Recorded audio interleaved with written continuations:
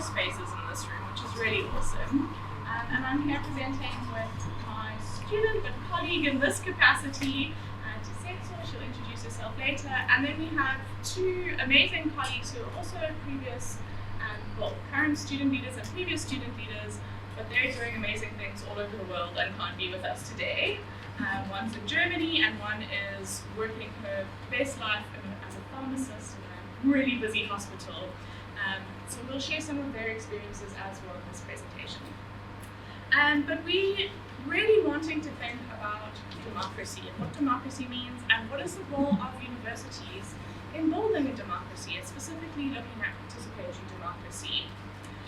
And this was really fascinating for us, especially this year, with over 64 countries going to the polls to vote. This is the most we've ever seen in history in 1 year. And so it really raises a lot of questions about what is a democracy, who participates in democracies, and who's going to the polls to vote this year. And so those are some of the questions we're starting to think about. So this is an emerging paper that we're really keen to write as students and as people who've been in community engagement for several years in a very practical way. So we thought we'd just think a little bit first about the purpose of higher education, specifically around this pivotal role that higher education can play in building our democracy and in building our societies. So there's been a lot about the history of community engagement, so I'm going to whiz through it. We all know about the 1997 paper on higher education, which really positioned community engagement front and center of higher education's purpose, and moved away from this very economistic role of universities preparing students just for the world of work. It really centered us around the developmental role, contributing to social and economic development of our local communities. And so the role of higher education then was to contribute effectively to the specific needs of our society at the time, and going forward. At the time then, it was really focused around addressing the inequalities of apartheid higher education. And I think that's shifted now a little bit more to around cultivating the citizenship that we need in our country. So thinking about social responsibility and not just imparting academic knowledge, but also fostering a sense of civic duty and awareness of social justice issues that affect our lives as a South African community. And so the white paper really was the first step, an attempt at supporting the institutionalization of community engagement and articulating how we do that. And I think we've come a long way since then. And we're going to share some of our experiences as people born post-apartheid and post-democracy even in '94. So I hope that these experiences shed some fresh energy and fresh thoughts around how we can build that. Okay, so my name is Tiisetso.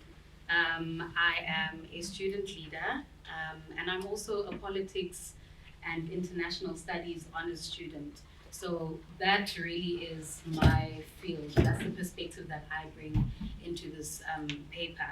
And so I want us to really just start with a brief background on South Africa's democratic context, because that is what our focus is mostly on.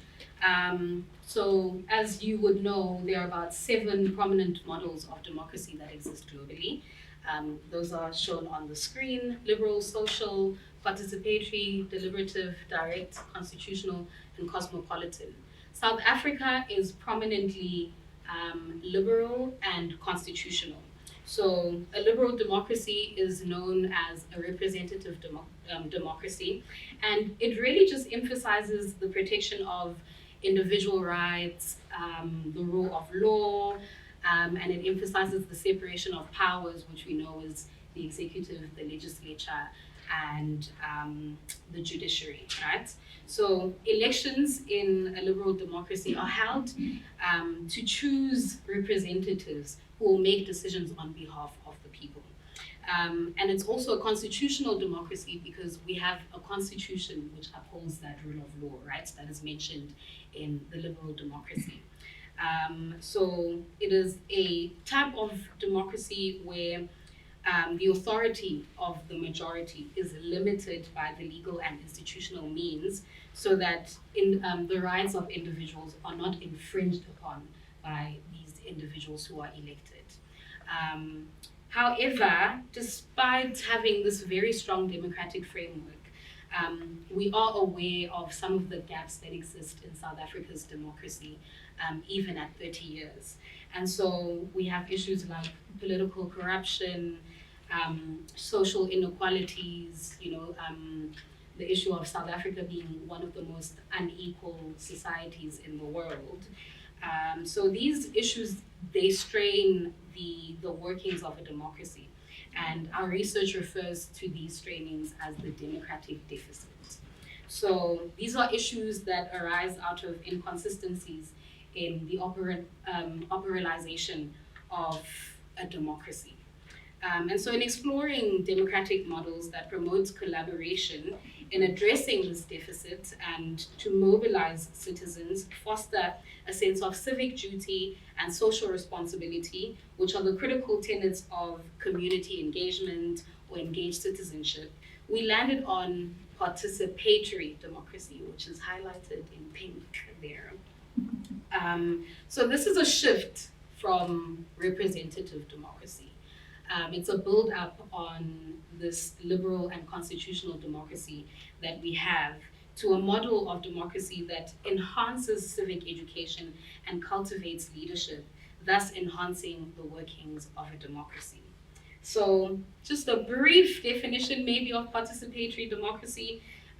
We would say that it emphasizes the direct involvement of citizens in decision-making processes, and it advocates for more engagement by the public rather than just in voting, including involvement in policy discussions, planning, and other governmental or non-governmental decisions.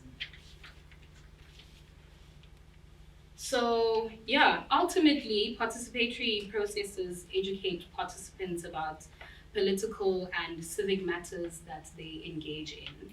And this helps to develop more informed, capable, and responsive citizens who contribute to the overall maturity of the political community, but also increases the citizens' capacity to contribute effectively to social development.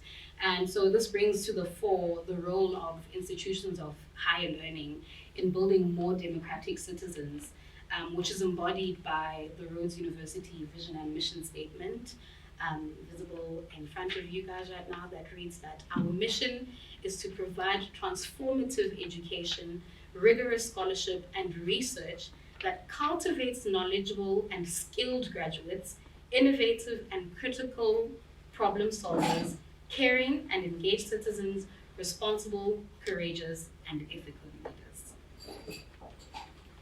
So I think you can see in at least the Rhodes vision and mission how we can start to materialize building that society that we want. So I really want us to think about our role in realizing this community engagement function as a way of unlocking our potential to build a better democratic society. So as Tiisetso said, we find ourselves in this democratic deficit in many ways. And so we really need to lean into the potential of community engagement across teaching, learning, and research to realize that. And higher education plays that crucial role in nurturing the foundations of a participatory democracy by educating students, creating knowledge, and engaging with their communities through doing that. So what is our role? I would like to just offer two of my core thoughts from my 8 years experience in specifically engaged citizenry education. And the first one is our role is around civic education. So, and thinking really deeply about praxis. I know that word, I hate throwing it out there and just not explaining what that is, but thinking about the theory and practice and how those interrelate together. So giving very practical experiences and theorizing those experiences and vice versa. So it's not just about teaching rights and responsibilities. I think we all get that from our primary school education, but it's really experiencing our rights and responsibilities. And also not just thinking about the mechanics of voting and our responsibility in that space, but thinking about that continuously in terms of the knowledge and the skills necessary to participate in an active and vibrant society and democratic processes. So this is things like creating critical thinking, being able to debate properly, and having an understanding of how to contribute to public policy in very practical ways as well. And then another necessary thing I think that we aim to do at Rhodes, and I think is critical to building participatory democracies, is around cultivating leadership. And so our role in that is to create platforms where students can initiate, practice, and enhance their leadership skills. And this is how they're able to contribute significantly to the development of robust and inclusive participatory democracies. So, in community engagement, we have many different forms of community engagement. We have service learning, engaged research, we've added social innovation at Rhodes University, and then we have volunteerism. And I say that very tentatively because the form of volunteerism that we do at Rhodes University is highly structured. And I think in this format, we hold the most potential to change how our societies can run. So in terms of it being highly structured, it's organized and facilitated in a structured way, which means that we have quality training and recognition for our students. It's multi-stakeholder training. We have a lot of emphasis on monitoring and evaluation, but more so on the reflection and learning that comes out of that evaluation. And then also the whole idea of praxis, where scholarship is generated out of the experiences of the volunteerism, and scholarship informs how we implement and how we design our programs so that they're most beneficial to the people that we're working with. And so we've shifted away from this term volunteerism. Tiisetso and I are particularly grappling with what the actual term is. I wrote a paper a while ago calling it engaged citizenship. I've since then been challenged on the idea of citizenship and what meaning that holds. And we're back at square one trying to decide what this is. But what we're firm on is the engagement and the learning that takes place. And so, yeah, starting to think about how this form of volunteerism really leans into the co-creation of knowledge and experiences, and how it brings more equity into the partnerships is what we find most important. So just to demonstrate a little bit about the value and the significance for our students, we all belong to a program called Budding Q, which is an early literacy program based on the very young children in our system, so grade R, children 5 and 6-year-olds, and it focuses on their motor development skills that are required for formal learning when they get into grade 1. And in this program, students from across faculties sign up to volunteer. We have student leaders who then manage these groups of volunteers, and we work with over 14 out of the 19 schools across the city, the public Northeast schools.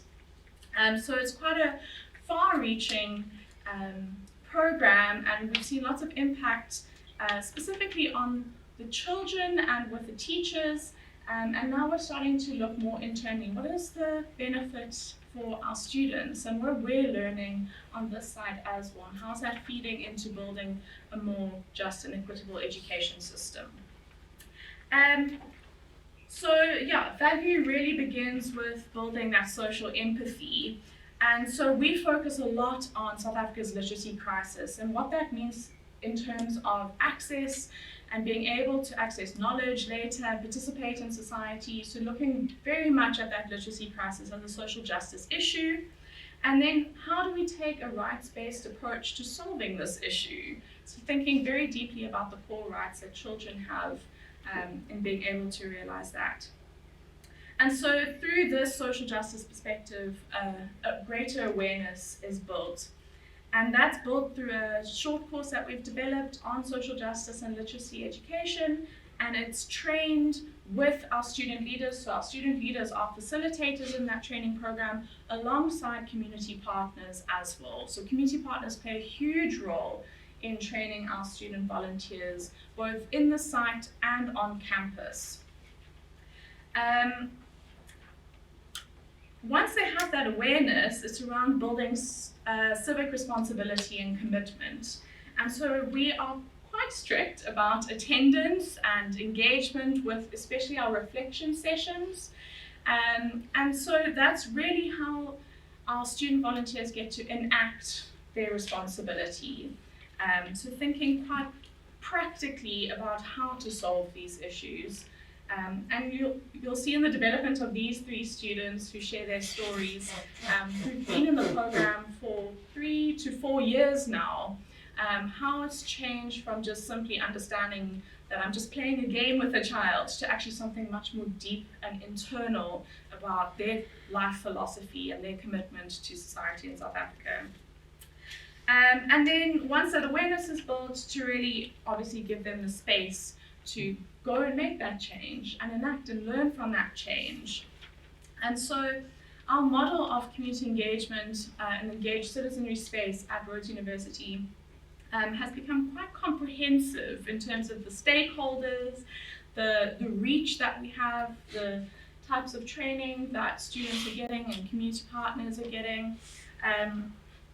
And so this is really part of the educational journey. Regardless of what faculty they're coming from, they're able to make sense of society within their disciplines, within their own lives, and that's really what prepares them to be those empathetic and active participants in our democratic life. So I'm going to hand over to Tiisetso to share from our 2 colleagues who aren't here with us today and some of their reflections, just to further build on that impact that we're seeing. So I'm just going to read some of the reflections that they submitted to us. Takudzwa writes, I felt an instant connection when I first stumbled upon the opportunity to join Budding Club. Having been part of Pathfinder Scouts Club in my earlier years, where the focus was on imparting essential life skills and fostering self-discipline, I recognized the significance between my past experiences and the mission of Budding Club. While the context differed, the essence remained the same, investing in the growth and development of children. As I delved deeper into the program, I realized the need for early childhood literacy and development was more urgent than ever. Children as young as 4 or 5 should have the opportunity to learn or grow to grasp the fundamental skills of reading and writing that lay the foundation for a lifetime of learning. It became evident that as agents of social change, we were responsible for providing holistic support to every child, ensuring they receive the attention and resources needed to thrive. What drew me to the Budding Club program beyond its noble mission were the values it embodied. It wasn't just about teaching children to read and write. It was about instilling a love for learning and nurturing their curiosity and creativity. As a student leader within the program, I was uniquely positioned to make a meaningful impact. With a background in economics, I understood the importance of efficiency and adaptability, qualities that proved invaluable, especially in the face of unprecedented challenges like transitioning to online engagement during the pandemic and challenges faced weekly, such as language barriers and other cultural awareness misrepresentations. And so, armed with the conviction to make a difference and a deep-rooted belief in the transformative power of community engagement, I wholeheartedly embraced my role as a student leader. Each interaction with the children and each evaluation of their progress served as a reaffirmation of the program's impact, from the warmth of their welcome to the tangible growth in their skills. I witnessed firsthand the ripple effect of our efforts. As I look ahead, I'm filled with hope and optimism. Each day, I'm reminded that our work as student leaders and volunteers is not just about the here and now. It's about sowing the seeds of change, nurturing the potential within each child, and building a brighter tomorrow, one story at a time. And for that opportunity, I'm eternally grateful. Monica's reflection. Community engagement in early childhood development holds profound significance in fostering holistic growth and laying the foundation for a thriving society like Makanda. Reflecting on this, I find myself deeply moved by the interconnectedness, the development, and the collaborative spirit it embodies. For as long as I can remember, I've always wanted to have my own early childhood development foundation. I longed to find a platform that would help me to grow in this path and acquire knowledge on where to start. I started Budding Q in 2020, not knowing the significant impact it would have on me. Not only did I grow in the understanding of community engagement, but I also grew as an individual. Budding Q has allowed me to gain skills such as patience, communication skills, engaging with diverse community members, whether through conversation, presentations, or written communication. This improved my ability to articulate ideas clearly and effectively. Being involved in the community helped me play a part in ensuring that every child receives the support and resources necessary for their optimal development and success in their education. Working with people from various backgrounds fostered empathy and understanding, enhancing my ability to relate to others and collaborate effectively. In essence, Budding Q has not only enriched the kids' lives, but also deepened my sense of connection to my community and strengthened my resolve to make a positive difference in the lives of children. It serves as a reminder that by coming together as a community, we can create a brighter future for the next generation. I've built such a strong relationship with those around me, and I'm sure we will make a good team in future projects as well. In conclusion, community engagement in early childhood development is not merely a responsibility, but a privilege, one that invites us to contribute to something greater than ourselves. As I reflect on the transformative power of community collaboration, I'm inspired to continue advocating for the well-being and prosperity of all children, knowing that our collective efforts today will shape the world they inherit tomorrow. And so I think this is testament to how playing a part in addressing the democratic deficit is not only beneficial to the communities that we go to, but student volunteers find value for themselves in that as well.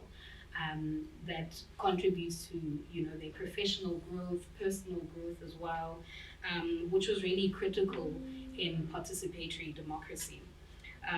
And so this is testament to the role that Budding Q plays in creating engaged citizens who are aware of the democratic deficit and are intentional about participating even outside of institutional bounds.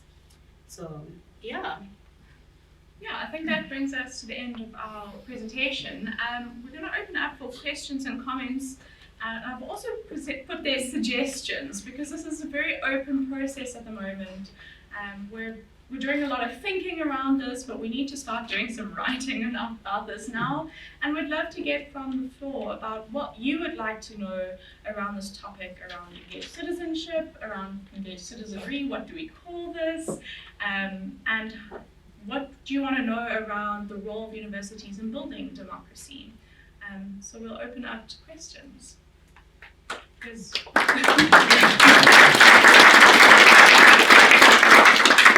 see one here, and then Tiisetso, do you want to go first? Yes, thank you both for an insightful presentation, particularly on your take on, liberal constitutional, but also your proposal around participatory democracy.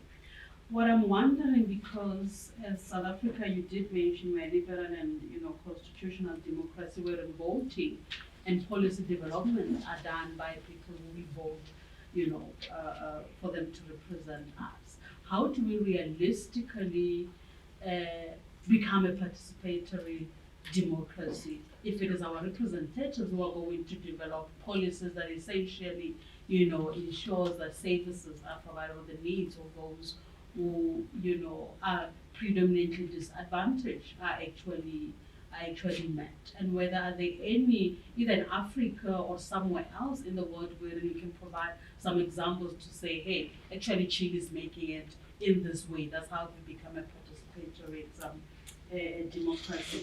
The second thing, you touched on it now, but what I didn't hear from the reflections, of your colleagues who are not here, I had more of what they've gained, either personal or professional development, but how that in itself then led to participatory democracy within the community that they participated and engaged. I thought that was missing in the reflections, and that there's more that you can share regarding that, how participatory democracy was realized in that project, not only for the students or the volunteers in this case, but also for the community members.